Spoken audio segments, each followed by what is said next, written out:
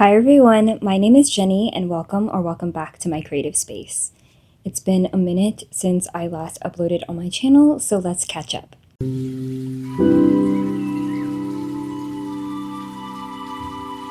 In today's video, it's going to be a more casual sit down as I kind of catch you up to speed with some of the things that happened in July.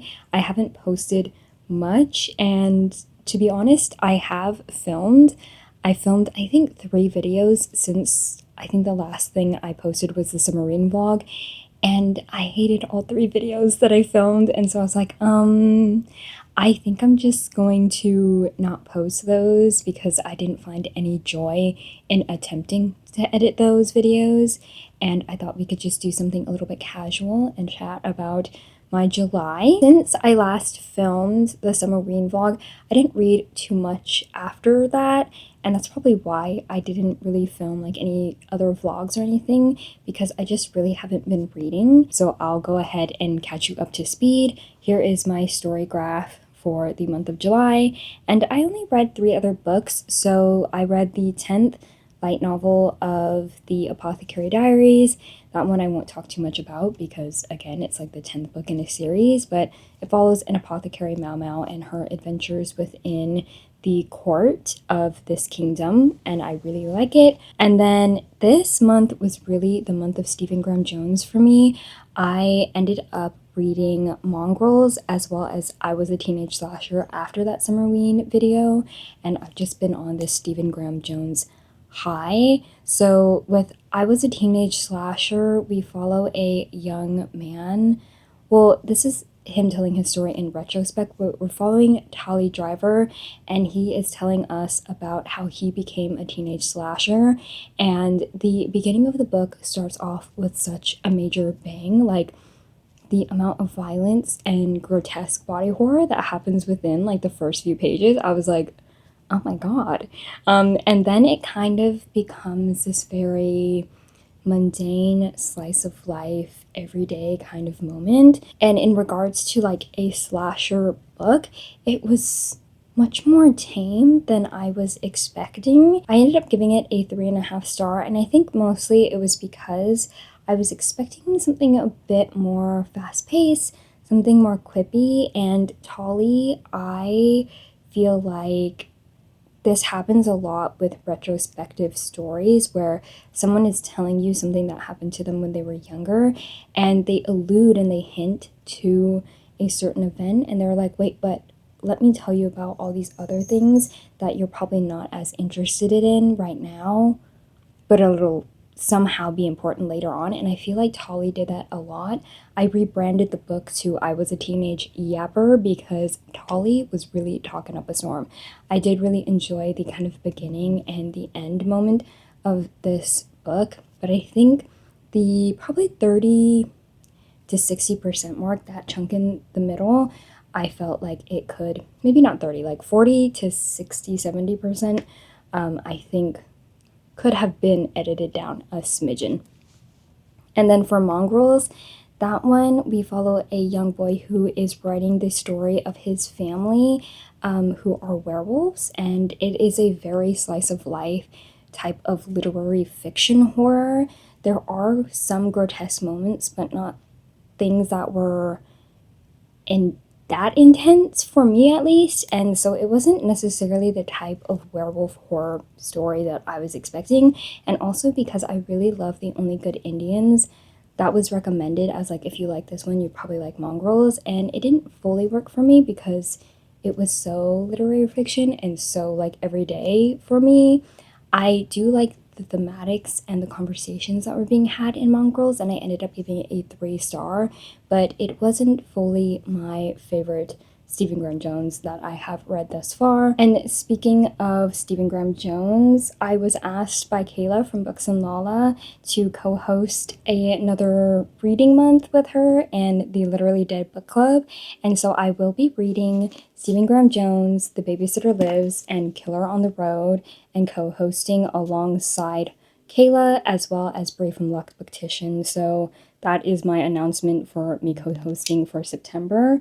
I believe the live show will probably be like the first weekend of October. That's usually how it goes, but if you were interested in reading Stephen Graham Jones, you can read along with us and then come hang out at this discussion and chat in the chat box. And basically, that was all the books that I've read in July, those 7 books.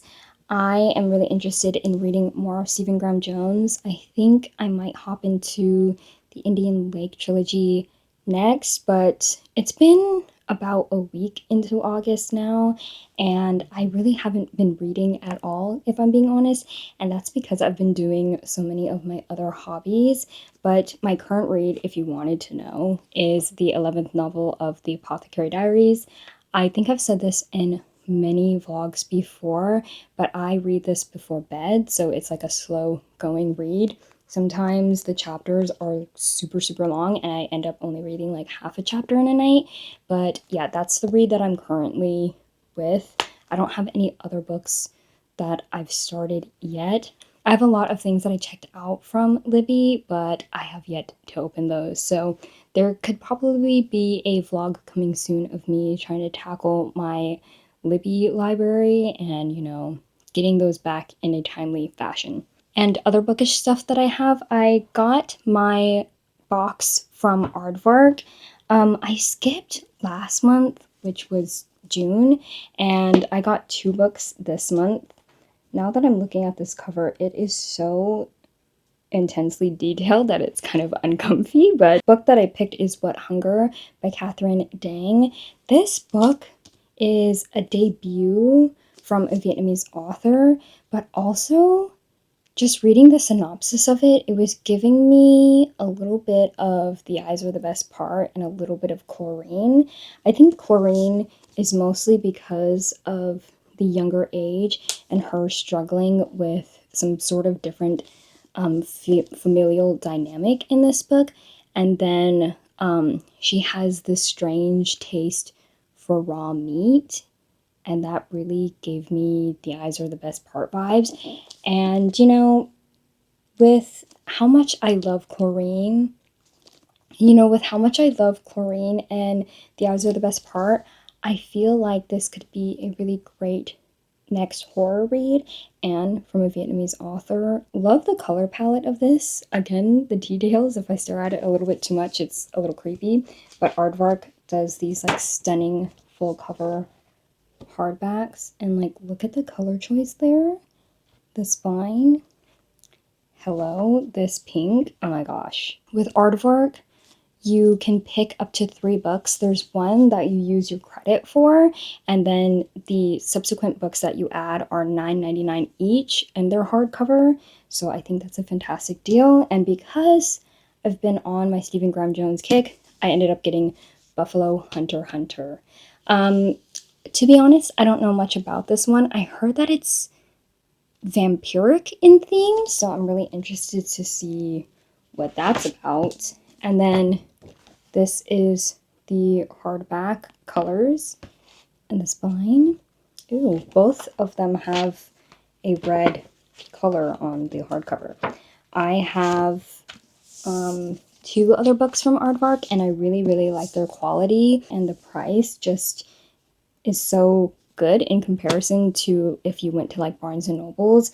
Usually hardcovers are like $35 now, and $9.99 is a price you can't beat. I can't remember how much a credit is because I have been skipping months, so I just had a credit sitting there, but I will post the price here on the screen for you to see.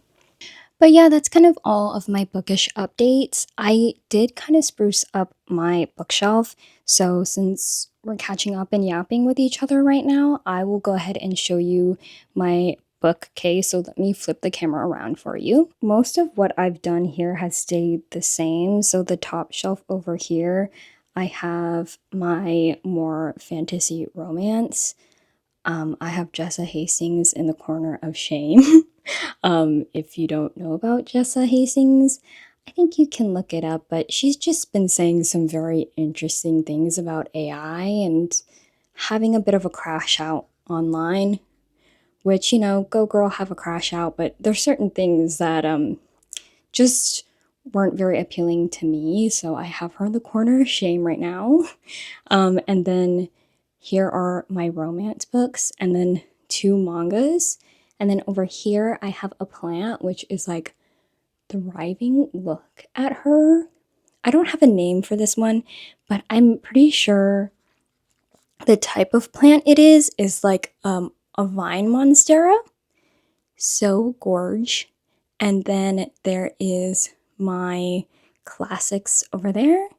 And then over here, I did a little section that's kind of like a books I'm interested in picking up soon.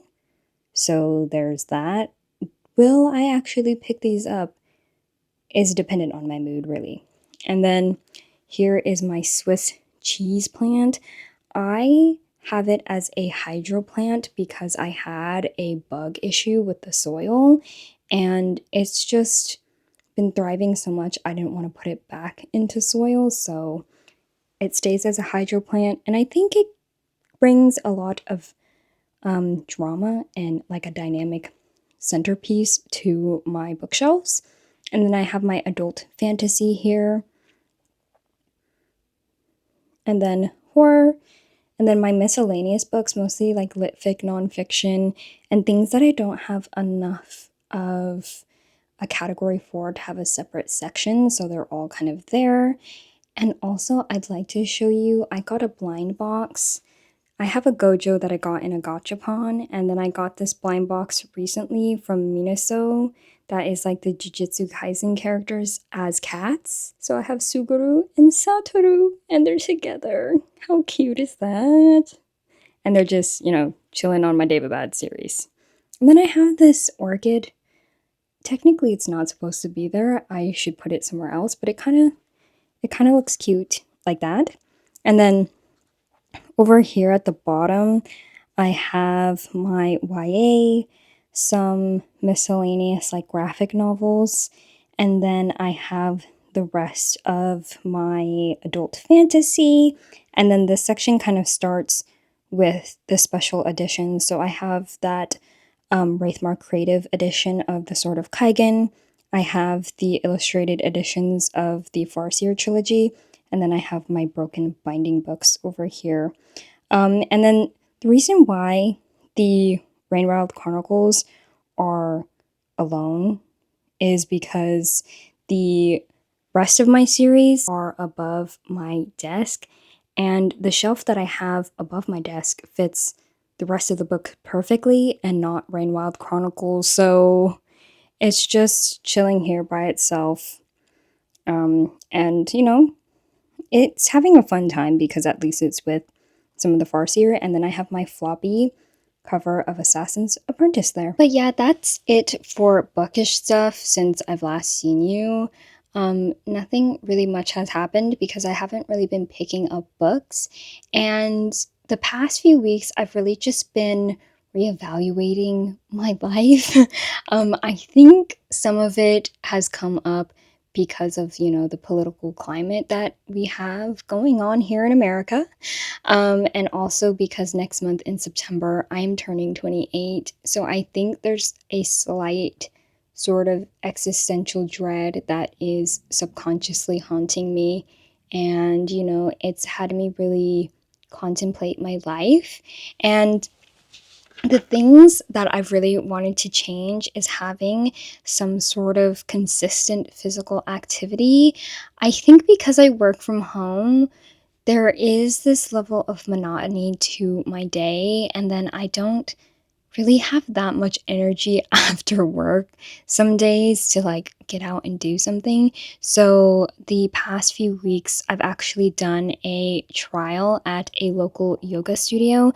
My aunt loves hot yoga, and I know one of my friends is a yoga instructor, so I had told her about it, and she was like, "Oh, thoughts and prayers to you because hot yoga is torture." And I was like, "Oh my god, what am I signing up for?" I mean, it was a free trial.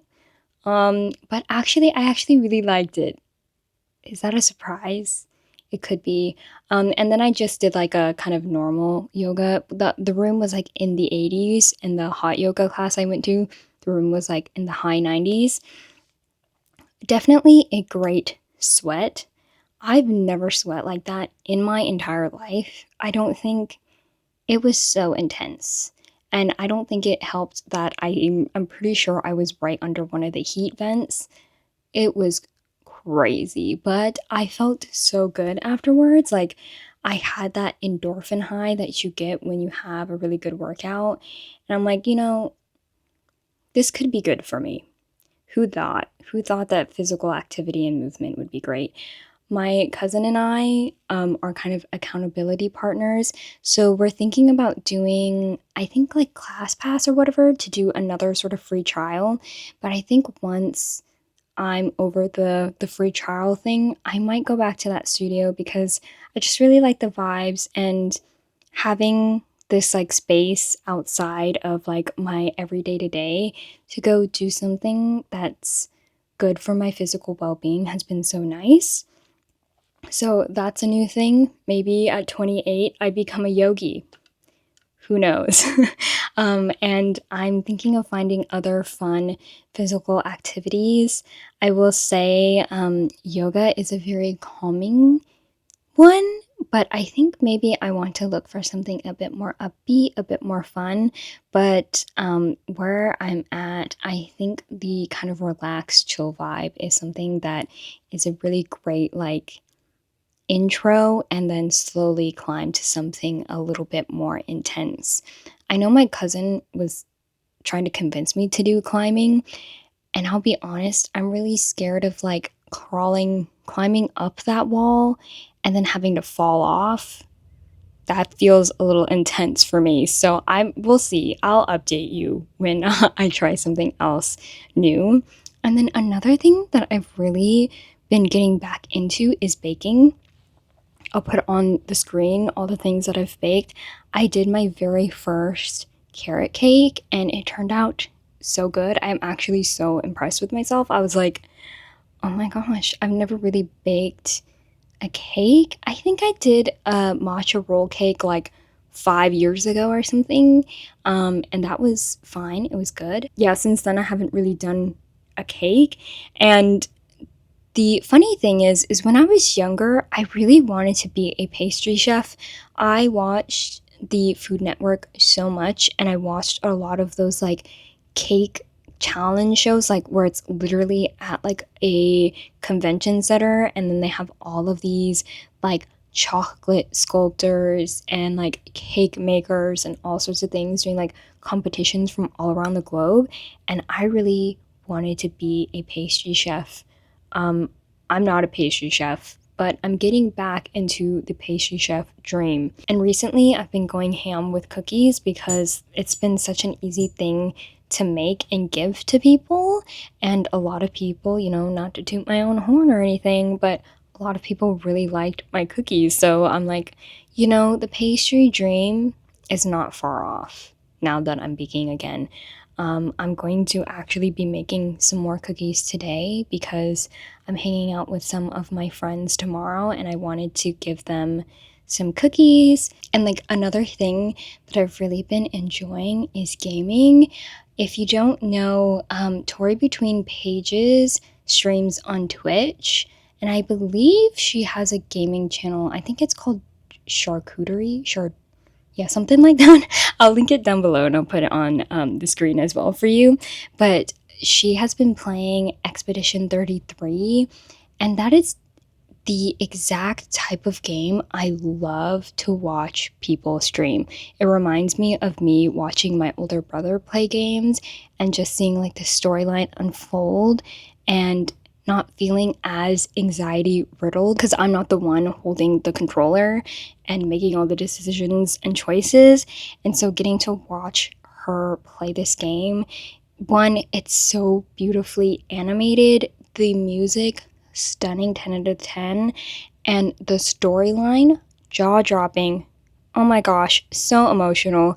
I believe she has the very first streams, like all of the ones that she's done of Expedition 33 on the YouTube channel, so I will link that. I really have enjoyed that. And then another person who I love and adore, Stephanie from Stephanie Bookish, started a gaming channel called Stephanie Gamish. Fantastic name. But she has been playing some games over there public, And then on her Patreon, she's been playing, I think she played Date Everything, but that might be on her public channel now. And then she's also been playing Baldur's Gate 3. She's been playing with one of our friends, Ren, from the Patreon. There's like a buddy file that they're playing, so they're playing like in the same little game with each other. And then there's one that she's playing separately, which is so fun watching her play. And the thing is, I have Boulder Gate 3, but I've been stuck in what I like to call dress to impress, where I've downloaded all these mods of like hair and faces and eye colors and tattoos, and I've just been making all these characters and have not really booted up the game. Like, if you've played Baldur's Gate 3, I'm probably like 5 minutes from the beach, which is like basically the beginning, and I have not gone any further from that. I don't mind watching other people do playthroughs and getting a bit like of the story spoiled for me.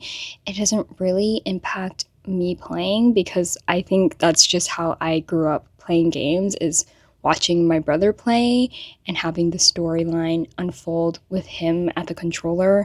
And then when I got to play, like, I obviously knew what was going on, but it just gave me less anxiety. So I enjoy watching other people stream, and I think the way both Tori and Stephanie stream is just so fun, so casual. I love how they combine chat with the game as well. So it's been really fun being in that gaming era.